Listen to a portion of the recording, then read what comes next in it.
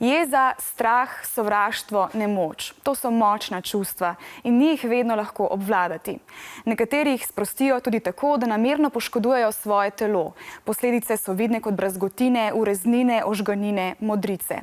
Med samopoškodovalci je 3/4 deklet, domnevno tudi zato, ker dekleta jeze pogosto ne izražajo navzven kot fantje. Pri 7 letih sem bila spolno zlorabljena.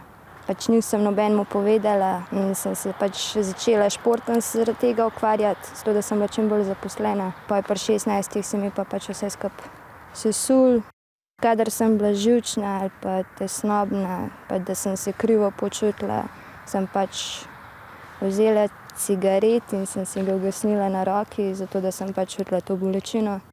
Ja, mladostniki se soočajo z različnimi čustvi, občutki krivde, zelo močne čustva jeze, osamljenosti in samo poškodbo to stisko ublažijo oziroma jo sprostijo. Saj vem, kva delam narobe, pa vse sem ne znam na drugačen način. Samo poškodbeno vedenje je odvisnost in veliko lažje je mladostnikom, ko se tega zavejo in na tak način potem tudi lažje zaprosijo za pomoč in na tak način stopijo na ta proces okrevanja. Nisem imela neki ful prijateljev, pa tega, da bi se lahko jemu zaupala.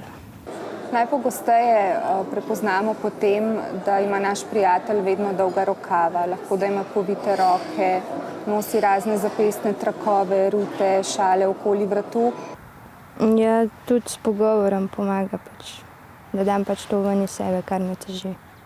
Najbolje je, da se o tem s prijateljem pogovorimo popolnoma iskreno, da zaprosimo za pomoč neko odraslo osebo, ki zaupamo. Lahko je to učitelj, lahko je šolski svetovalni delavec, ki nam bo sploh razložil, s čim se prijatelj sooča in na kakšen način mu sploh primerno lahko pomagamo.